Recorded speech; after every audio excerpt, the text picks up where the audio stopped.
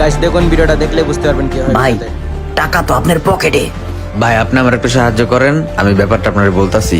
না ভাই এর পকেটে তো কিছুই নাই। এবার তো ঠিক আছে ভাই, এবার যাইতেইলে আমি।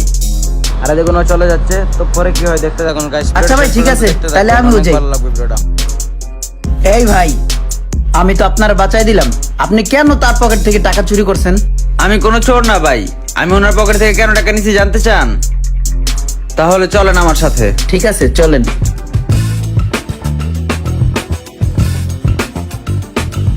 আসসালামু আলাইকুম ভাই, কি অবস্থা? ওয়ালাইকুম আসসালাম, ভালো আছেন? ভালো।